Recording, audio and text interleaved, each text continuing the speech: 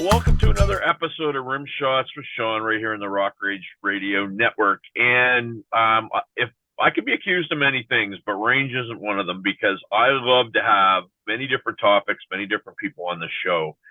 And this one here is going to be super interesting for a number of reasons. I have Mr. Alan Chiasson you're in the great state of Texas, correct, sir? Yeah, I'm in Houston.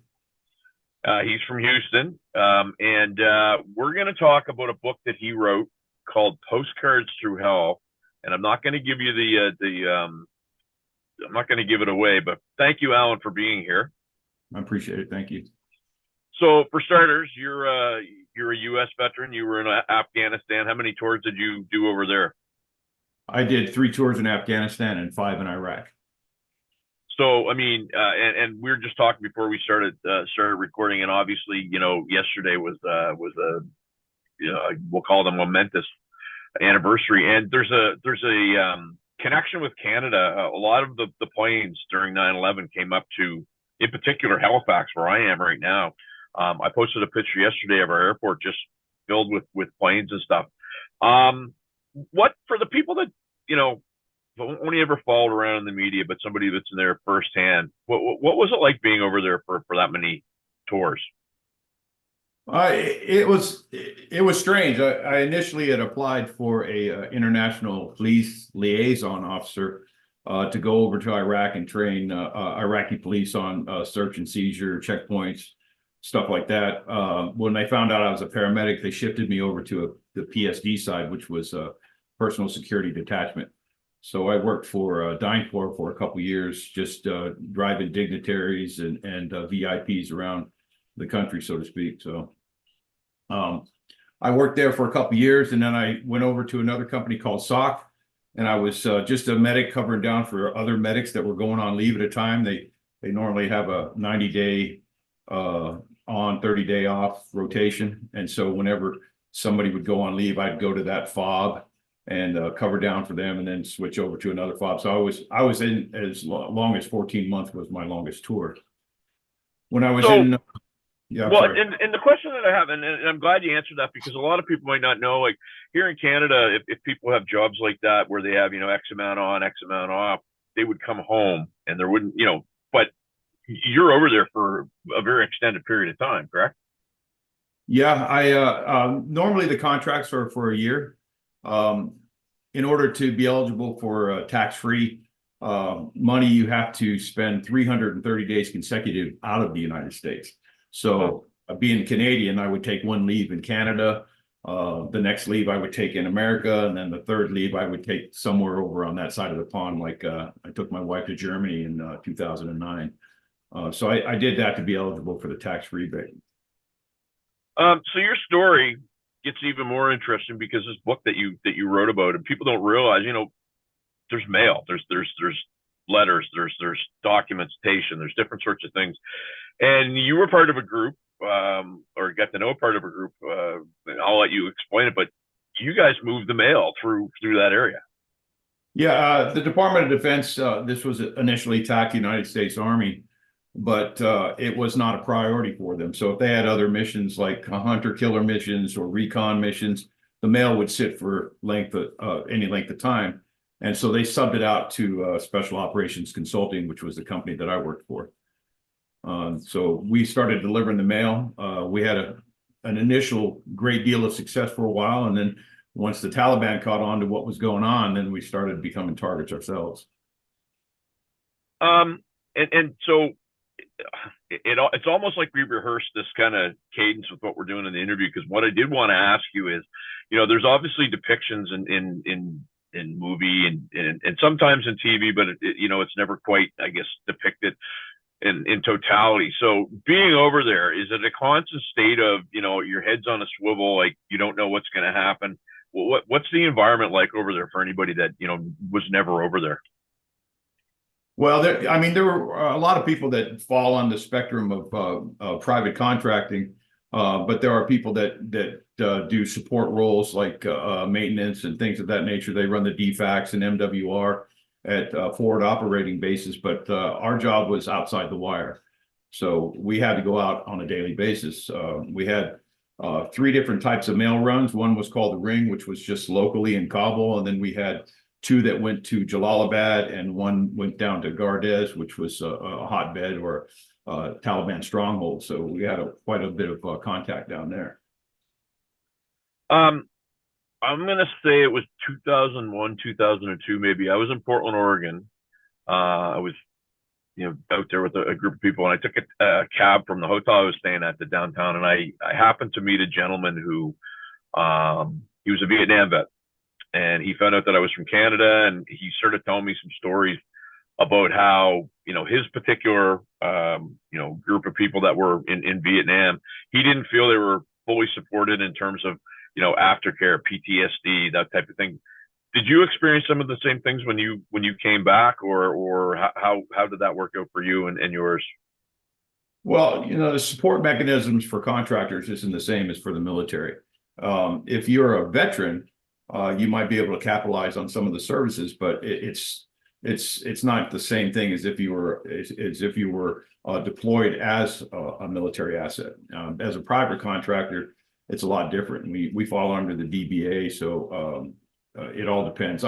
What was different for me when I came back was my driving habits was the biggest thing. I'd see a dead dog on the side of the road, and I would skirt to the left. My wife's going, "What the hell are you doing?" And I said, "Well, I thought it was an IED." Shit, Right.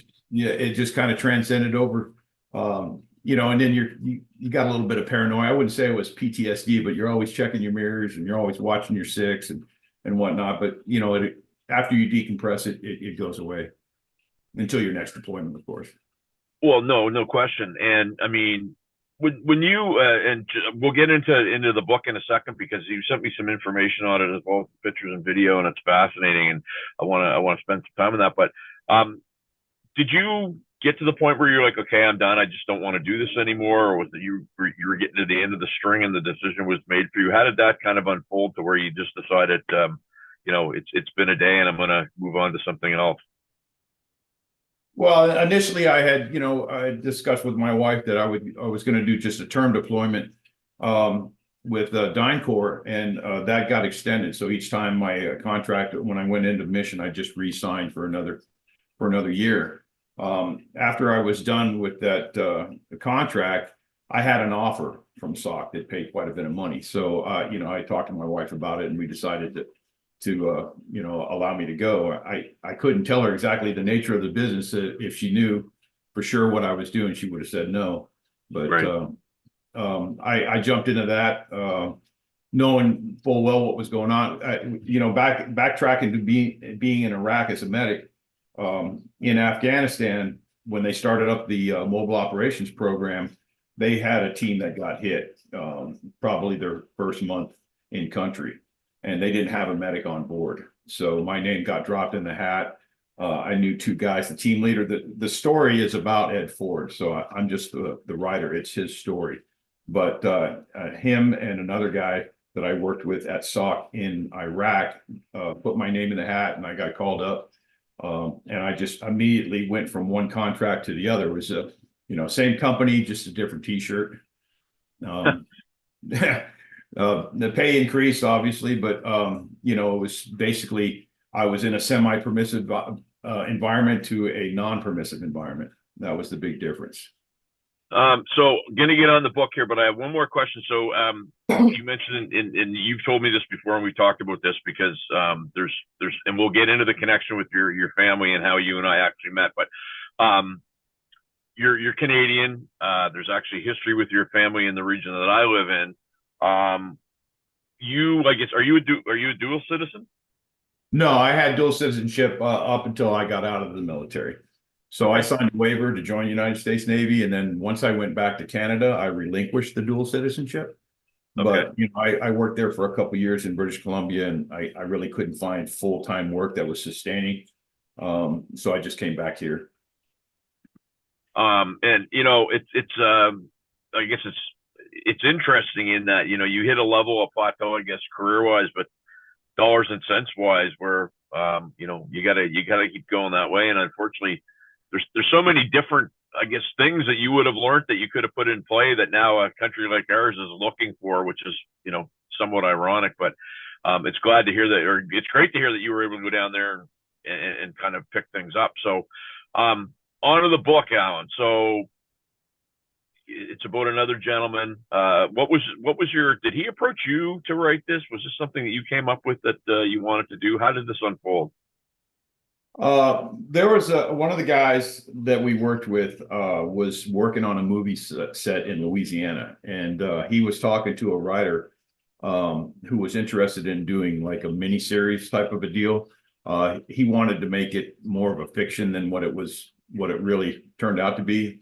So they wrote. I think you have to have like 5 episodes to qualify for a pilot. And he wrote 3, and then he just quit writing. And I just said, well, why don't we just take this and run with it ourselves and see what happens? You know, we weren't really trying to make a movie or anything. We had 10 guys killed in 3 years, and we wanted to, honor their service and, make sure that they, the stuff that we did, which wasn't very well known. A lot of people don't know that, they're over there and they're getting the mail, but they don't know where the mail's coming from. And it was us that was delivering it. So anywhere between 2009 to 2016, if you were in Iraq, 90% of that stuff was delivered by my company. Well, it is incredible, right? Because it's one of those things where you just think it happens. Like I'll be honest with you, I don't even see my own mail with mailman when the mail just shows up. It's just a thing that happens, right? So to say that people don't know is it makes a lot of sense. But you were able to get, I guess, were you able to get the story to the point where they were looking at it for a pilot or some sort of situation such as that? Yeah, we have Alex Petrovich that did some HBO series for Vice. We've got Michael Droberg, who wrote Blacklist, that are interested in doing a film adaptation. Of course, we're under a contract with our publisher, so we won't be able to go any further until after that contract expires, or we're going to end up cutting the publisher into those profits, which is something that we didn't really want to do. Right now, we tried to get an audio version for the book going, and that was going to cost us a little bit more money than we had anticipated, so we stopped that as well. Once the contract expires, then it's an open game, and we'll go from there. So I don't want to give too much of the story away because I want my viewers to go and check this book out, and I want to go on where you guys are selling it and purchase copies and what have you. But what could a reader expect with the story? I mean, in terms of what you guys went through and all that was involved to get that mail moving around. Yeah, it's interesting. When I started writing, like my epilogue is basically a combination of missions rolled up into one, where we put the reader into the driver's seat so they know what it's like, a two-way range or an ambush, and we fight our way through, and that happened on many occasions. And then after that, my second chapter kind of goes into the mission briefing, where the reader learns exactly what we have to do in order to prepare for a mission. Right from every van has a job, and we list those jobs, very specific in the book. And then it goes into our contacts. So, we might have a contact on a certain route. We'll list that as a chapter. We'll have another contact. It could be an IED, it could be RPGs, indirect fire, all kinds of things that happen. I mean, we got shot at almost every day. But we're running a Ford F550 gun trucks, level 7 armor, TS 400 steel, bulletproof glass, the whole 9 yards. I think the Achilles heel for these trucks that we drove was they were flat bottoms, so it's a catastrophic takedown if you hit an IED. Right. And I mean, and I don't mean to make it sound like flippant, like you're talking very matter of fact about it. And obviously, your training, you guys were confident in your training and what have you, but it had to be pretty harrowing for you guys every day getting in that vehicle, knowing, hey, we don't know what the heck's going to happen here today, and still trying to get that job done. Is that a fair statement? Yeah. There, a friend of mine. I'm going to kind of read this off the cuff real quick. He sent me like this scenario. He goes, if I was in your shoes, this is what I would say. And let me see where you are. Here we go. If I had to look myself in the face, and decide getting PFC Snuffy as Amazon order was worth dying for. It's not the Amazon package as much as a letter from family. And I know that when I got a letter from home, I really appreciated it. So when I looked in the mirror, I said, yeah, it was worth dying for. Because of the morale and everything that we were able to provide, especially around Christmas time. We were bringing in packages and stuff like that, and these guys would just line up, to get their mail, and we saw the importance of that, and so it was definitely one of those risk benefits factors, right? That people don't think about. The interesting thing for me was that I didn't have a lot of convoy experience. I had all my experience was in personal security detachment, so I'm like an executive protection specialist, or what they call a PPO, personal protection officer. So I'm walking clients around and taking care of the principal, which is what the client is termed. And I have a team of other guys that are on the outside providing this bubble of security, et cetera. But once you go mobile, it's a whole different animal. It's a different ballgame, and I had to learn on the job. It's pretty difficult for me to acclimate. Yeah, and I mean, you're sitting here telling me the story, and I'm running through it in my head, and and you have visions, I guess, of what you think it is, but to be there, it's obviously a totally different story. Do you, you kept going back. You obviously found it, work that was meaningful to you. Is there any regrets that you have about being over there, or was it, you just kind of sort through it and go, it was the right thing to do for not only myself, but other people? Well, a couple of regrets, actually. I mean, there was, I don't like to put myself out there on the chopping block, but Sure. we had instances of collateral damage that didn't sit well with me. But what bothered me the most was the way that I was treated. As a Canadian, I fell under this umbrella as a third country national. Yeah, I'm running the same missions with American citizens, taking the same risks, and I don't have the clearance in order to get into the space. So you're basically stuck on a team. And then when they get a contract that requires top secret clearance, they're saying, oh, I'm sorry, but we can't pay you the same amount of money as these other guys, even though we're taking the same risk. So they put me in as a shooter instead as a medic, and then my pay drops quite a bit. And so I ended up leaving that contract, and then I came back again on 2012 once it went to a different security company. So it was funny because I didn't know what I was applying for. I was in Kandahar at the time, and when my contract was getting ready to end, and I was looking for work in country, so I just transferred from this contract to that contract. And when I got there, I found out it was my old team. And so I was happy about that because it was guys that I'd worked with before, same trucks, same equipment, just a different owner, so to speak.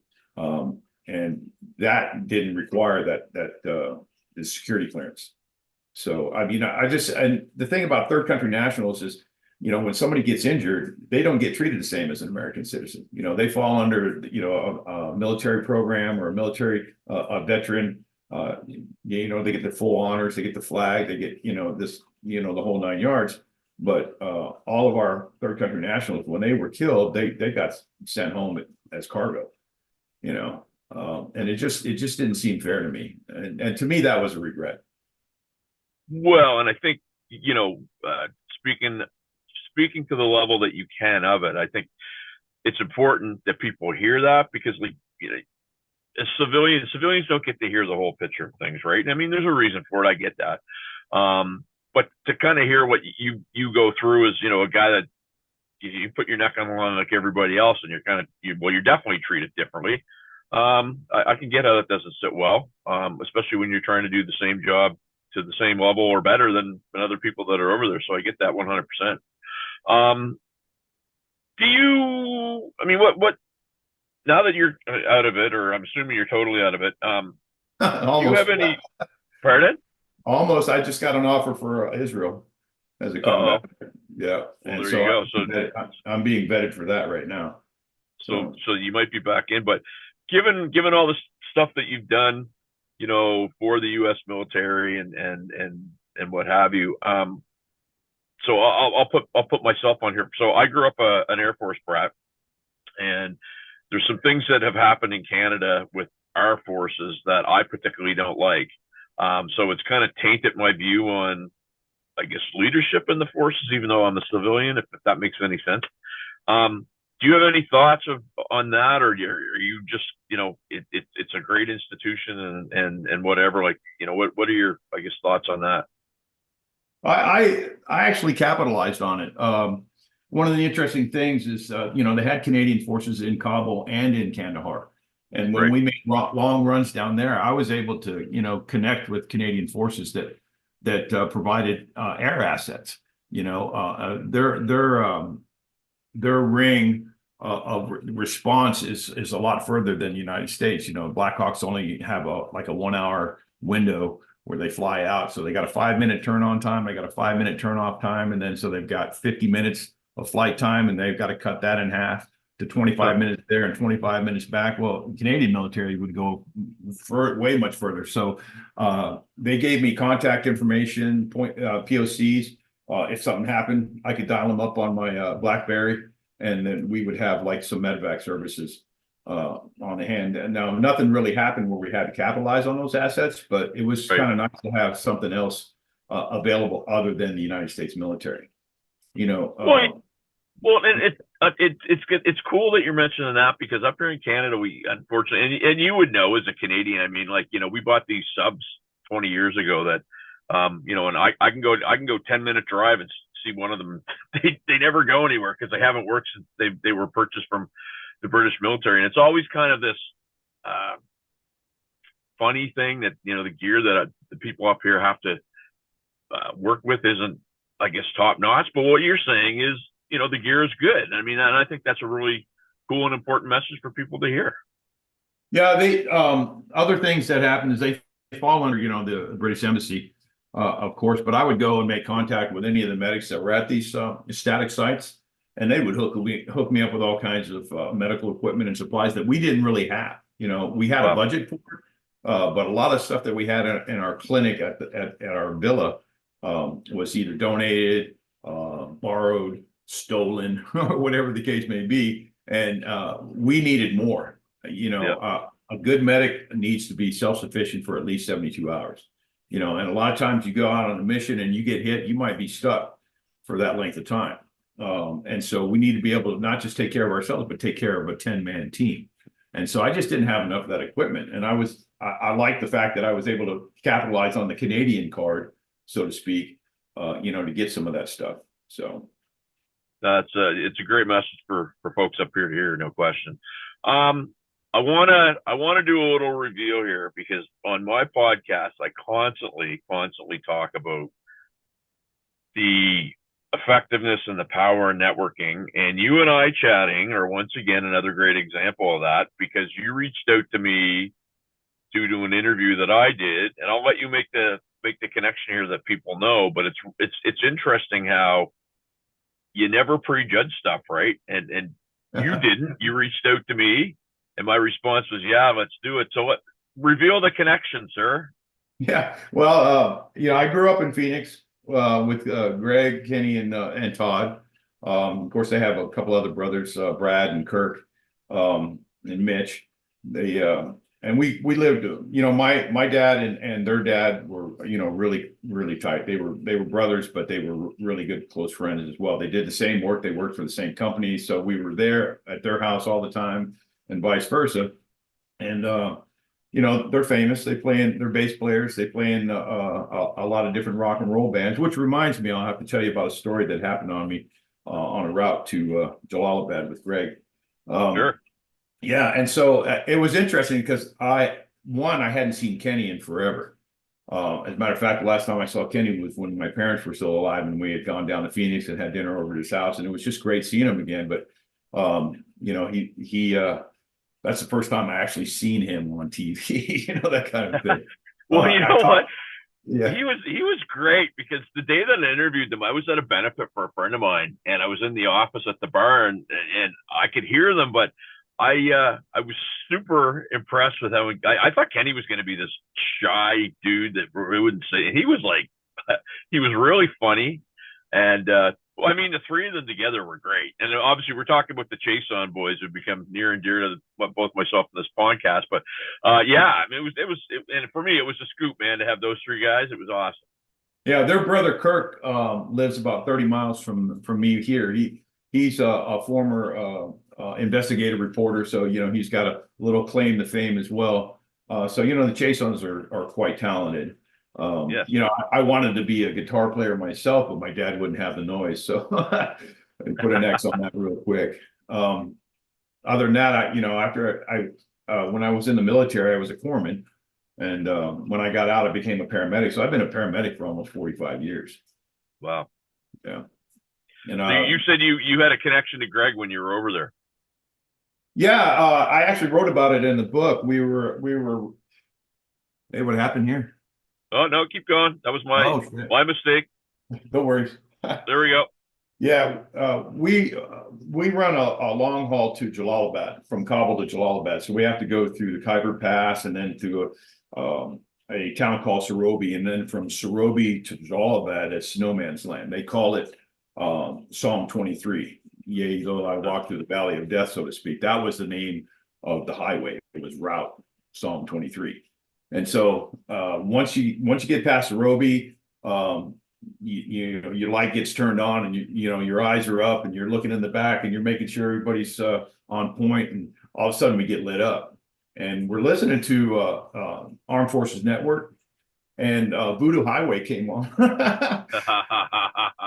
Wow. It was surreal, man. It was just like, and I told my partner, I mean, we're getting shot at, and RPGs. I think it was like 10 rounds of RPGs left and right, and we're just dodging them, going through. One guy even threw up a block, and I told my driver, I said, if he backs up into you, just hit the rear of the vehicle, knock him over the cliff. It was that hairy. But when Voodoo Highway came on, I just turned to him. I said, "That's my cousin's band, man!" And I fucking cranked it up, and we just rolled through. I got so back. Cool. Yeah, when I got back to our villa, I went and told my team leader, and we just wrote Voodoo Highway. We crossed out Psalm 23, and we wrote Voodoo Highway on the route. So that route changed the name after that song. So does Greg know that story? I think he does. I mean, I might have told him. He gave me a really nice endorsement when I wrote the book, and I thought that was really cool. So it's very cool. And here's the thing about Greg, right? I mean, like, the guy's obviously a legend. He as far as I'm concerned, and a lot of people are concerned, he played in the band that was probably the coolest band that got probably the rawest deal in the history of music for that era. And he's just such a dude. He's such a cool guy. And I sent him, I work with an artist up here, and I sent him a bunch of songs, and he was so complimentary of them and gave a nice endorsement when we released them. And the thing that I like about Greg, man, is exactly where you stand each and every time. You know what I mean? Yeah, what I like about him is he doesn't take any shit from anybody. Exactly. That's exactly right. And he's, he doesn't wear his emotions on his sleeve, but he's straightforward with, if something pisses him off, he's going to tell you about it, and so you don't want to be on his bad side. But I agree with you there. I think they got a raw deal because they were at the trail end of things where Ray and Jake E. Lee and everything are coming from other bands, and they're trying to promote this one band. And I'm telling you, their following is dedicated. Oh yeah, no question. They're a poster child for everything that can go wrong in the music business, and how people can be spiteful and sink bands, and like everything you hear about that's bad. And I often personally think, how would I have dealt with it? Because I can get wound up about the stupidest things, to be really honest with you, Alan. And I mean, to hear Greg tell the story, and obviously it was a number of years ago, but it's just, he's a good guy to have around, man, because he reminds us what can happen, right? Yeah, well, he's somebody that always has your back, and that's what I appreciate the most. 100%. So look, I don't want to give too much away. My viewers, listeners, this is going to go out in the Rock Rage Radio Network as well. Where are they going to find this book? How are they going to find out more about it, and purchase copies and get copies? Oh, it's on Amazon, obviously. Barnes and Noble carries it, and there is a Kindle version out there as well. We're being offered in 22 countries around the world, but they're all UK based companies. So Canada, Australia, England, Scotland, all those companies, or all those companies, those countries. And I'm going to get my copy for sure. And anybody that is watching this, go check it out, because the stuff that you sent me is fascinating. And you think you know what happens, and you think you know what it's all about, and it turns out you really don't. So I want to thank you for reaching out, because really you're helping me broaden my horizons on this podcast, which is what I'm always trying to do. Well, you don't have to worry about getting a copy. I'll go ahead and send one to you. That way you'll get it signed. Just have to text me your address, and I'll send it up to you. I will. Yeah, I just want to say I appreciate you having me on the show. Obviously, talking to Ed would be another benefit maybe in the future if this thing turns into something bigger. Maybe a documentary or a movie like we're hoping. But the biggest thing is that we want to make sure that our fallen guys are recognized for their services and the sacrifices that they made. That's, like I said, hardly anybody knows about it. If anybody was in Afghanistan, we were your mail. They called us the Pony Express. We actually originally named the book the Pony Express, but there was a group that had a trademark on it, and so we got a cease and desist, and so we changed it to Postcards Through Hell, because that's what it was. It was delivering mail through hell. And well, and the visual sets it up. There's no question. Alan Chiasson, I want to thank you so much, man, for doing this. And thanks for having me. And we're going to stay in touch. Yeah, definitely. I'm a huge follower. I got my brother hooked up with your Rimshots. And thank you. Yeah, send me that message with the address, and I'll get that book out to you, brother. I will, absolutely, sir. We're back on Rock Rage Radio after this. All right.